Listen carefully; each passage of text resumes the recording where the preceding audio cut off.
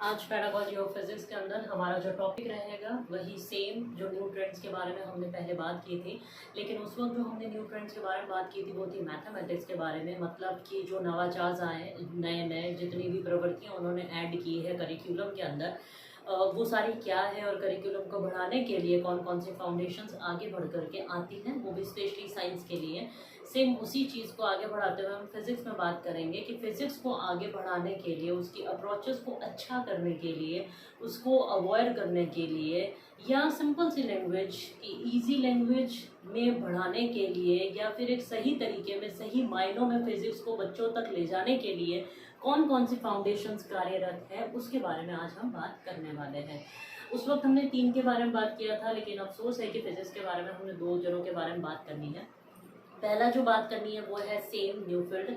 और न्यूफील्ड और जितने भी आए बाद में फिजिक्स के लिए, उन्होंने ज़्यादातर बात की थी स्कूल को ना लेकर के बच्चों के लर्न को, बच्चों के एक्सपीरियंस को या नॉलेज को बढ़ाने के लिए। सबसे पहले बात करते हैं हम न्यूफील्ड के बारे में।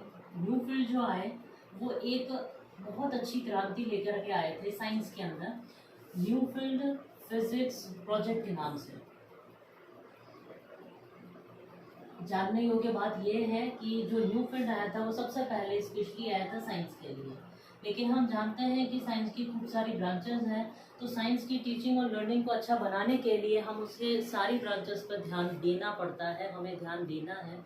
तो जब साइंस है तो साइंस से रिलेटेड जितनी भी चीज़ें आती हैं जो आप ऑलरेडी जानते हैं कि केमिस्ट्री है, बायो है और फिजिक्स है, ये 3 ब्रांचेस ऐसी है जो इसके साथ हमेशा रहेगी। तो ये अपने बच्चों की तरह इसको पाल रहा है, पोस रहा है। अब आगे हमें इनको लेकर के चलना है। तो साइंस का केमिस्ट्री, बायो और फिजिक्स।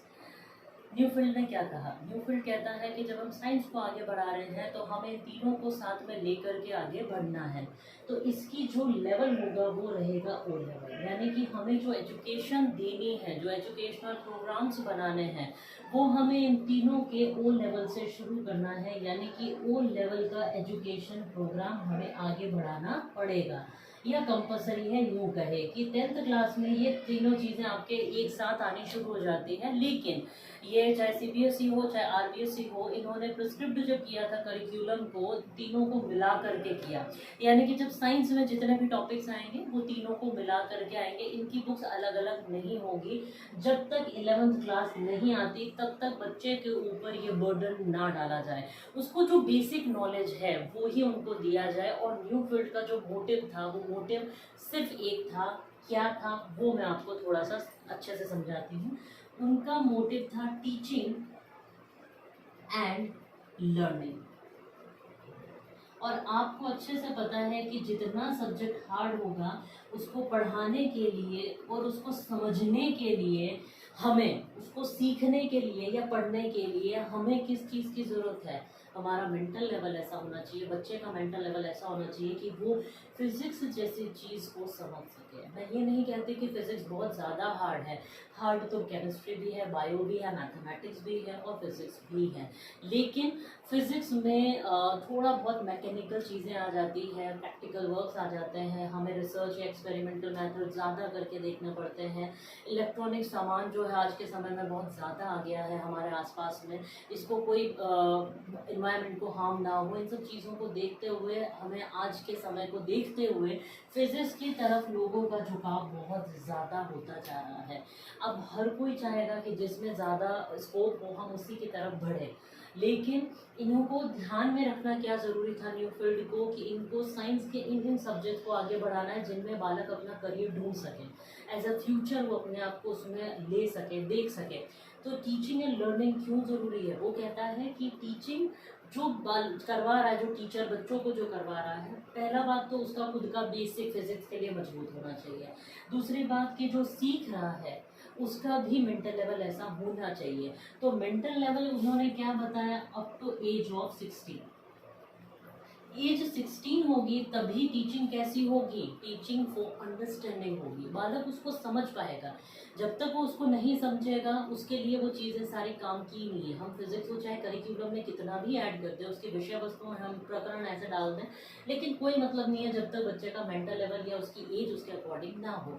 तो इन्होंने जोर किस बात पे दिया, जब उन्होंने फिजिक्स प्रोजेक्ट्स की बात की तब उन्होंने एक ही बात पर जोर दिया कि बच्चे की एज क्या होनी चाहिए, अप टू 16 होनी चाहिए, कंपलसरी है। अब वो ये कहता है कि जो टीचिंग आप करवा रहे हैं वो कैसी होनी चाहिए, टीचिंग फॉर अंडरस्टैंडिंग होनी चाहिए। उनका सेकंड जो मोटिव था वो यही था कि टीचिंग फॉर क्या होनी चाहिए, अंडरस्टैंडिंग होनी चाहिए। जब तक बालक उस चीज़ को समझेगा ही नहीं तब तक वो उसको अपनी लाइफ में उतार नहीं पाएगा। जब तक वो उसके पीछे लग नहीं पाएगा, वो एक्सपेरिमेंट्स पे नहीं उतरेगा, और जब एक्सपेरिमेंट से नहीं उतरेगा वो समझेगा नहीं तो उसके एक्सपीरियंस में बढ़ोतरी हो ही नहीं पाएगी। जब तक बच्चा उस सब्जेक्ट के लेकर अनुभव नहीं कर पा रहा है तब तक वो चीज़ उसके लिए बेवजह है। जब तक वो उसका यूज़ नहीं कर पा रहा तब तक वो चीज़ बेवजह है। तो न्यूफील्ड ने कुछ बातों पर जोर देते हुए उन्होंने कहा कि इन तीनों चीज़ों को हमें कौन सा एजुकेशन तक लेके जाना है, ओ लेवल से हमें शुरुआत करनी है, एज होनी चाहिए 16। तभी देखिए आपके जो करिकुलम में आज तक भी फिजिक्स कुछ टॉपिक जो है वो धीरे धीरे स्टार्ट तो कर देते हैं, जैसे फोर्स आ गया, मोमेंटम आ गया, फ्रिक्शन आ गया, ये सारी चीज़ें, पावर और ये सब चीज़ें ऐड तो कर देते हैं, लेकिन उन्हें अच्छे से पता है कि ये सिर्फ उनका बेसिक है जो बच्चा इजीली समझ सकता है। What is the force, motion pull is called force. तो ये सारी चीज़ें इजी वे में से उनको 6th क्लास से ऐड करनी शुरू कर दें। अब अगर हम 6th क्लास में उसको बताएं कि इलेक्ट्रिक करंट क्या है, हम उसके अंदर उसका वाट कितना लगा रहे हैं, कितना बल्ब कितनी यूनिट ले रहा है, कितना बिजली का बिल बनता है, वो उसके लिए किसी भी चीज़ का काम का नहीं है, उसको समझ ही नहीं पाएगा। उनका मोटिव क्या था, टू अंडरस्टैंड, वो उस चीज़ को समझ सके जिसको भी वो पढ़ रहा है। तो उन्होंने देखिए क्या किया, सबसे पहले इस चीज़ को अच्छे से समझाने के लिए उन्होंने एक बात पर और जोर दिया। क्या बात थी वो उनकी, कि सबसे पहले उन्होंने टीचर्स गाइड दी। उन्होंने कहा कि हमारा जो ऑब्जेक्टिव है वो है टीचर्स गाइड। टीचर्स गाइड उन्होंने क्यों दी, ताकि टीचर को खुद को समझ में आ सके हमें किस लेवल के बच्चे को क्या पढ़ाना है, ठीक है, कैसे कैसे चलना है, उनके लिए इंस्ट्रक्शंस देने शुरू किए। सेकंड जो उन्होंने दी वो थी प्रैक्टिकल बुक्स। प्रैक्टिकल वर्क उन्होंने कहा जितना ज़्यादा होगा बच्चा उतना ही ज़्यादा उस चीज़ को समझेगा। टाइम टू एपरेटर्स, यानी कि उन्होंने कहा कि हाँ आपको इंस्ट्रक्शंस दिए जाएंगे कि आपको उपकरणों को काम में लेना कैसे है। वो उपकरण आपको यूज़ करने आएंगे नहीं, वेट स्टोन ब्रिज है, समझ में नहीं आ रहा है क्या करना है, मीटर ब्रिज है, समझ में नहीं आ रहा है क्या करना है, तो वो बालक उस चीज़ को नहीं कर पाएगा। तो सबसे पहले स्टार्ट कीजिए उसका प्रैक्टिकल वर्क, क्योंकि science is completely based on the experimental practical work. Practical work जितना ज़्यादा होगा बच्चा उतना ही ज़्यादा एक्टिव फॉर्म में उसको पढ़ पाएगा, समझ पाएगा।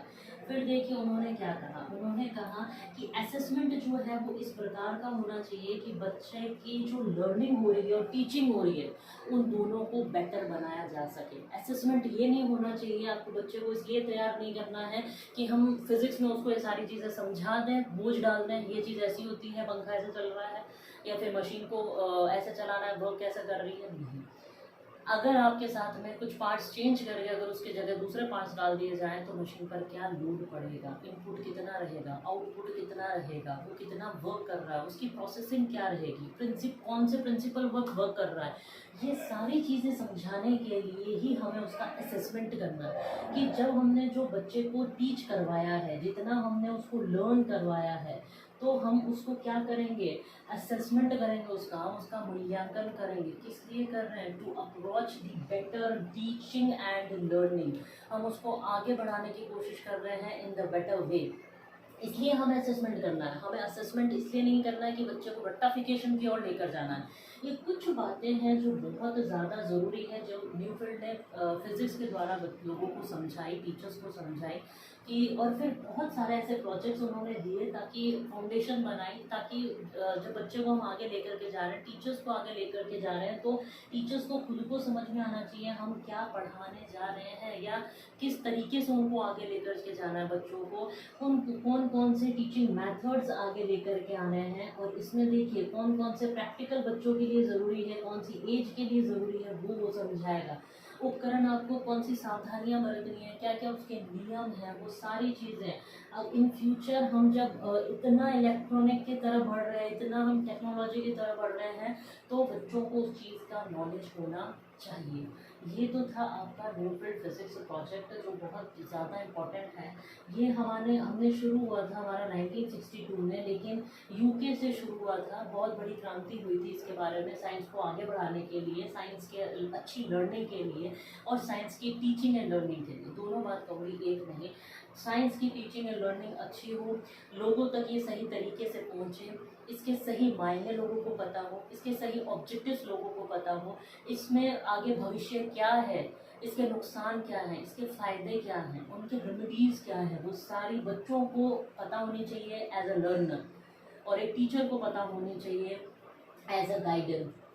तो फिर हम उस गाइड को ही लेकर के आते हैं, टीचर को ही उस गाइड के रूप में हम मानते हैं। और फिर ये 1962 की क्रांति आज 2020 तक बहुत शानदार अपना रूप लेकर के सामने आई है और न्यू फील्ड फिजिक्स के लिए बहुत अच्छा काम कर रहा है, एक फाउंडेशन के रूप में अच्छा काम कर रहा है। ये हमारा है new trend of physics. Second जो आएगा वो हमारा बहुत इम्पोर्टेंट है, उसके बारे में भी अभी हम डिस्कस करते हैं।